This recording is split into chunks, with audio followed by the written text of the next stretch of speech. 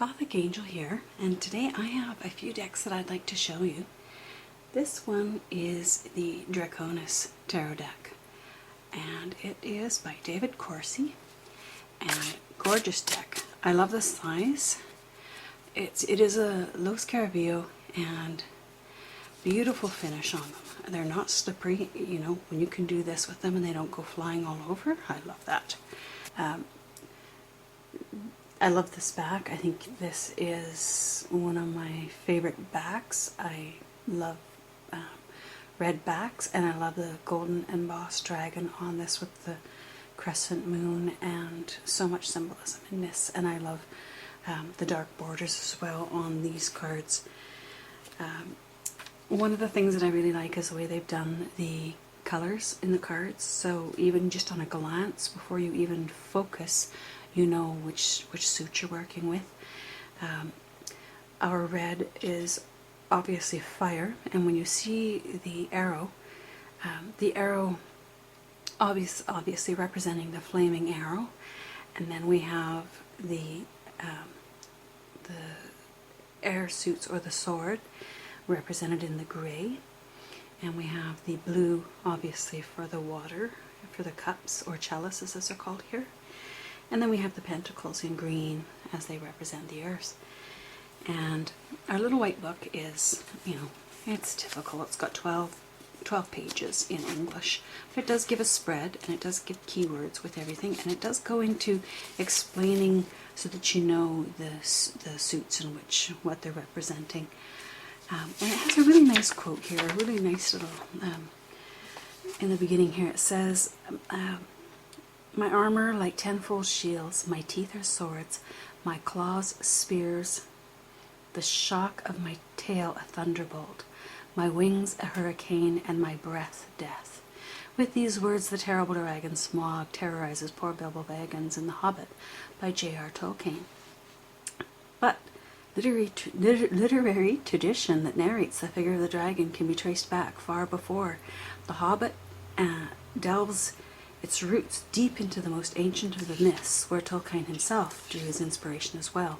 In ancient mythology, dragons are mostly the personification of an enormous obstacle to be overcome so that a shining, courageous, pure hero can obtain a treasure, a kingdom, or the hand of the imprisoned princess. So it's steeped well in mythology, in all cultures. We have the water dragons here in North America and China, as well as air dragons. So across all cultures across the world, we have dragons in history. So I'm going to go through the major arcana, and again, I love the symbology with the dragon egg being the fool and all the treasures and riches surrounding the fool. I'll just go through them fairly quickly. We've got our magician as well, our high priestess, our empress, and I love that it's represented by both a dragon and a warrior, female warrior. And then we have the emperor, who is also a dragon and a male warrior, or knight as we're going to call them. And we have the Hierophant, and that's really quite entertaining, the way he's addressing the crowd. And our lovers, beautiful card, absolutely gorgeous. Our chariot, and we have justice.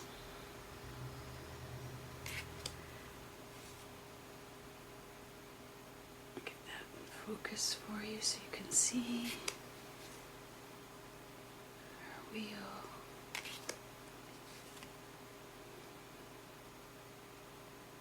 Beautiful, absolutely gorgeous card. I just love this.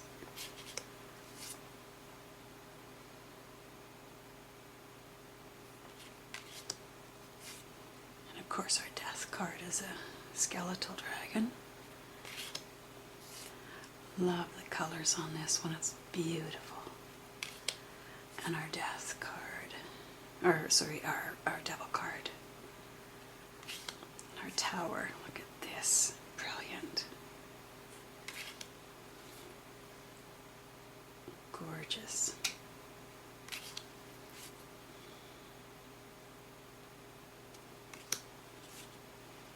sun. That was our moon, the first one, and our sun. Look at how nicely done that is, the difference between the two. You can just, incredible energy from both of them.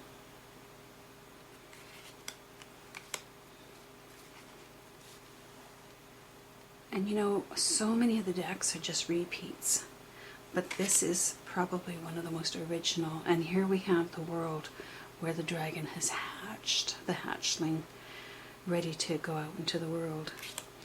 Okay, so that's our majors. And I'm going to run through the minor, and these are not in order. I just want you to see some of the beautiful cards.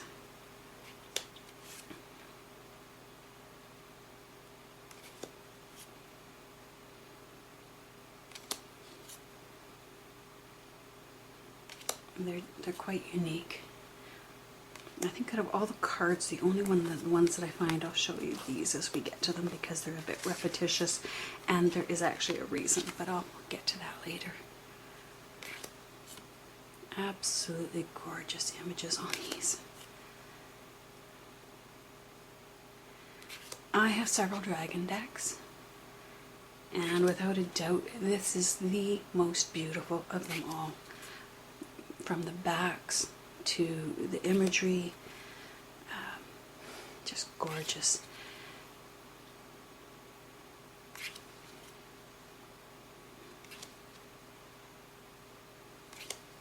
I'm going to run through these as quickly as I can here now, so you get a chance to see them all.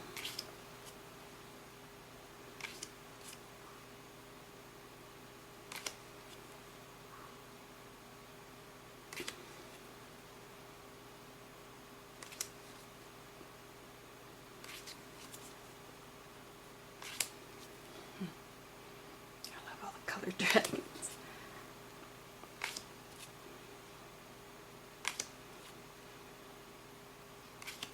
Set this one to the side.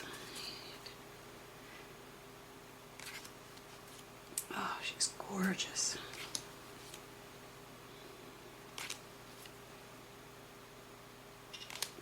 I can't say that I've seen a card that I don't really, really like.